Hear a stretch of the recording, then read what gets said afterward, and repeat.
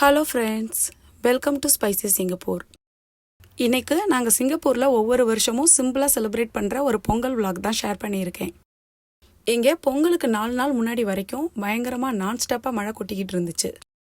ஒரு சில ஏரியான்னு இல்லை, எல்லா ஏரியாவிலையுமே பயங்கர மழை. கிளைமேட்டே ஒரு மாதிரி ரொம்ப ஜில்லுன்னு இருந்துச்சு. பொங்கல் அன்னைக்கும் முதல் நாள் மத்தியானத்துக்கு மேலே தான் கொஞ்சமாக மழை விட்டு இருந்தது. தேவையான பொருளெல்லாம் வாங்கிட்டு வரலான்னு சொல்லிட்டு மார்க்கெட்டுக்கு தான் வந்திருந்தேன். இது ஜூராங் வெஸ்ட் ஸ்ட்ரீட் 91ல் நாங்கள் எப்பவும் போகிற மார்க்கெட் தான். இந்த ஜனவரி மாதம் எண்டில் சைனீஸ் நியூ இயர் வருது. அதனால் மார்க்கெட்டில் எங்கே பார்த்தாலும் நிறைய கடைகள் போட்டிருந்தாங்க.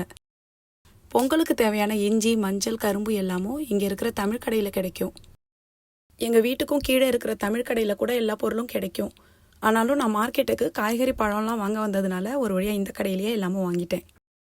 இங்கே இருக்கிற கடைகளில் ஒவ்வொரு வருஷமும் பொங்கலுக்கு இந்த மாதிரி அழகழகாக கலர் பண்ண மண்பானையெல்லாம் விற்பாங்க. பார்க்குறதுக்கு ரொம்ப அழகாக இருக்கும். சில சமயம் இந்த மாதிரி பானையும் நாங்கள் வாங்கி பொங்கல் வச்சுருக்கோம். இங்கே விற்கிற இந்த மண்பானையோட ரேட்டு பார்த்திங்கன்னா ஒவ்வொன்றும் 8 வெள்ளியிலேருந்து 12 வெள்ளிக்குள்ளே இருக்கும். நம்ம ஊர் பணத்துக்கு 500 ரூபாயிலிருந்து 800 ரூபாய் போல் வரும். இந்த மாதிரி மண்பானையில் பொங்கல் செய்யும்போது அதை கொஞ்சம் கேர்ஃபுல்லாக கிளறணும். அது மட்டும்தான் கொஞ்சம் பயமாக இருக்கும், மற்றபடி ஓகே தான்.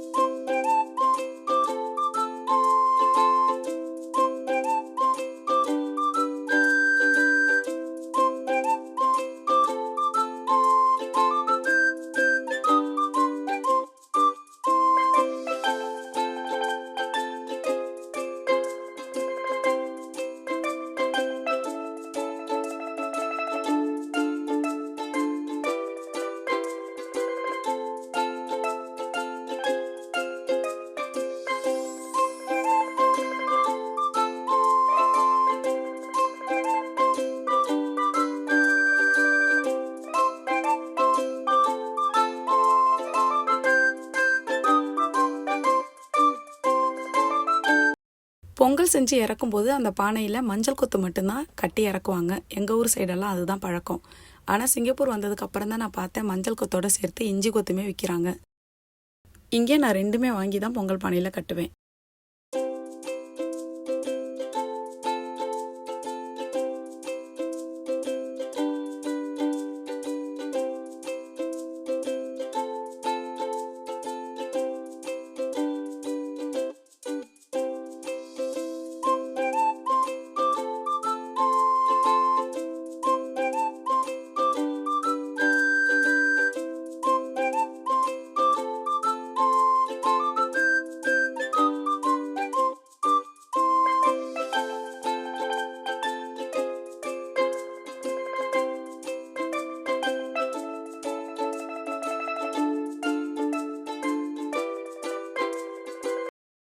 நான் கரும்பு முழு கரும்பெல்லாம் வாங்குறதில்ல, கட் பண்ணி வச்சுக்கிறதுல மட்டும் 2 பீஸ் வாங்குவேன்.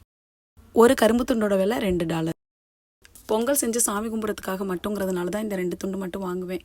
மற்றபடி எங்கள் பசங்கள்லாம் கரும்பெல்லாம் சாப்பிட்டு கூட பார்த்ததில்ல, எப்படி இருக்குன்னு கூட டேஸ்ட் பண்ணியும் பார்க்க மாட்டாங்க.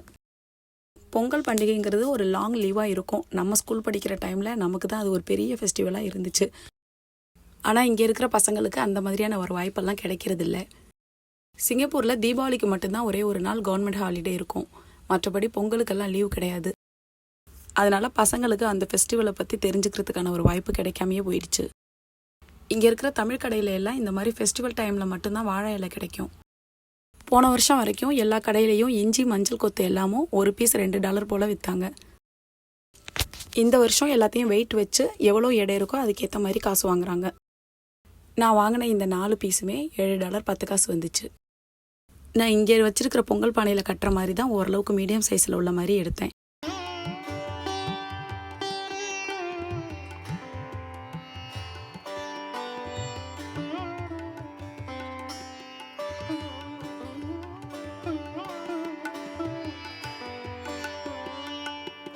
வீடு வெளிப்பக்கம்லாம் அன்றைக்கி தான் வாஷ் பண்ணிட்டு போயிருந்தாங்க. இங்கே இது ஃப்ரீக்வெண்ட்டாக நடக்கும். மாதத்துக்கு 2 தடவை இந்த மாதிரி பிளாக்கெல்லாம் வாஷ் பண்ணிவிடுவாங்க. கோலம் போடுறதுக்கு வாசல் கழுவுறதுக்காக வந்து பார்த்தேன். நல்ல வேளை அவங்க வாஷ் பண்ணிட்டு போயிருந்தாங்க. மத்தியானம் கொஞ்சம் குறைஞ்சிருந்த மழை ஈவினிங் ஆனதும் அதிகமாயிடுச்சு. முதல் நாள் நைட்டே நான் அடுப்பு எல்லாத்தையும் நல்லா க்ளீன் பண்ணி வச்சுட்டேன். இந்த மாதிரி ஃபெஸ்டிவல் டைம்லலாம் நமக்கு எப்போவுமே வேலை அதிகமாக தான் இருக்கும். நம்ம தனியாகவே மேனேஜ் பண்ணுறதுனால ஓரளவுக்கு பிளான் பண்ணி பண்ணோன்னா அந்தளவுக்கு கொஞ்சம் கஷ்டம் தெரியாமல் இருக்கும். இங்கே ஸ்கூலெல்லாம் லீவ் இல்லைங்கிறதுனால பசங்கள்லாம் ரொம்ப ஏர்லியராகவே ஸ்கூலுக்கு கிளம்பிட்டாங்க. அவங்க அப்பா மட்டும் அன்றைக்கி லீவ் போட்டிருந்தாங்க.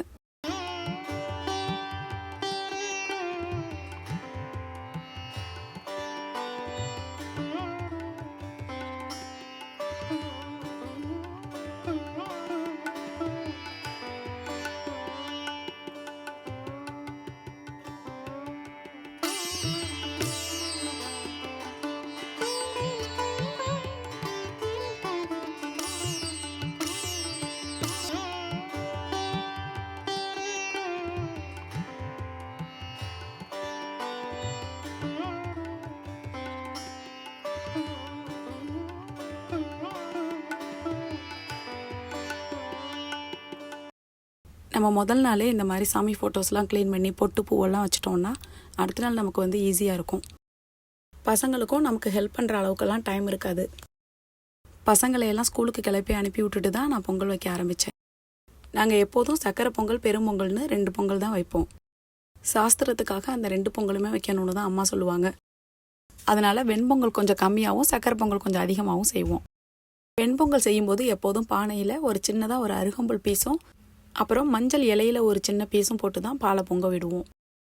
அந்த மாதிரி தான் ஊரில் எப்போதும் பொங்கல் வைப்பாங்க.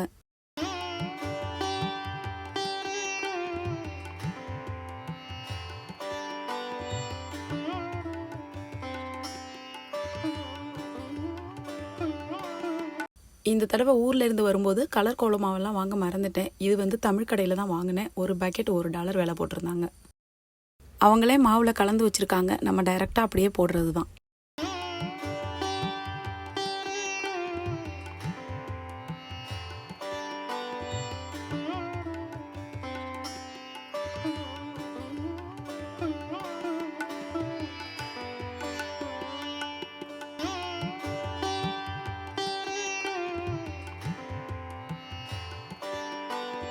ரெண்டு பொங்கல் வைக்கும்போது எப்போதும் சக்கரை பொங்கல் தான் ஃபஸ்ட்டில் பொங்கி வரணும்னு ஊரில் சொல்லுவாங்க.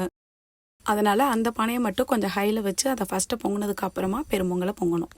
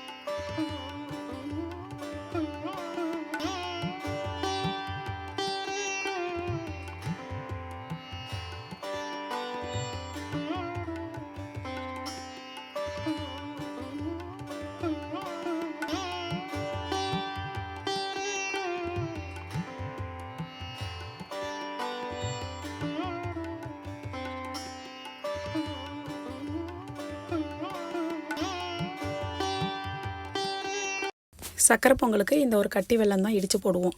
இந்த வெல்லத்தில் அந்த அளவுக்கு மண் தூசியெல்லாம் இருக்காது. ஆனாலும் இதை நான் பாகு காய்ச்சி தான் பொங்கலில் சேர்த்தேன்.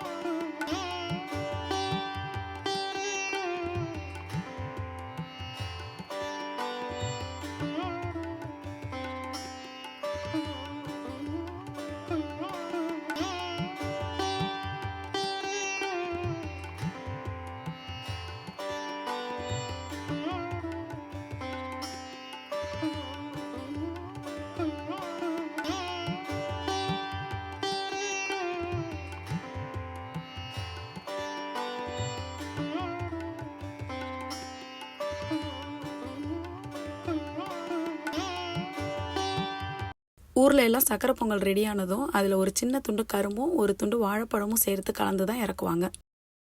எனக்கும் நம்ம முன்னோர்கள் சொன்ன இந்த மாதிரியான ஒரு சில பழக்க வழக்கங்களை ஃபாலோ பண்ணுறது ரொம்பவே பிடிக்கும். நான் அன்னைக்கு அந்த மாதிரி தான் சக்கரை பொங்கலில் கலந்து அதுக்கப்புறமா இறக்குனேன்.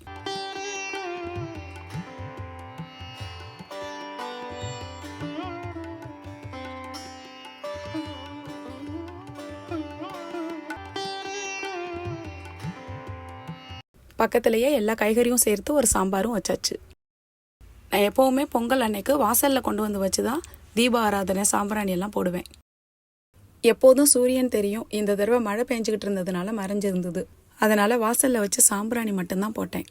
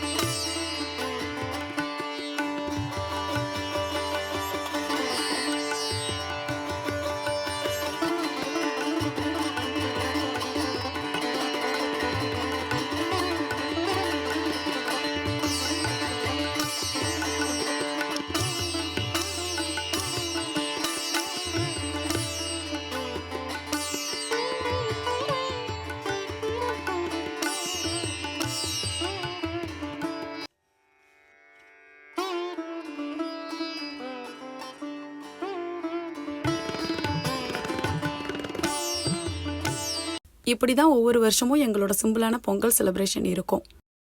அன்னைக்கும் பூஜை அறையில் 6 அகல் விளக்கு ஏற்ற சொல்லி ஒருத்தங்க சொல்லியிருந்தாங்க. அதனால தான் அதையும் ஏற்றி வச்சோம். வீடியோ பிடிச்சா லைக் பண்ணுங்கள், கமெண்ட் பண்ணுங்கள், சப்ஸ்கிரைப் பண்ணுங்கள். தேங்க்யூ.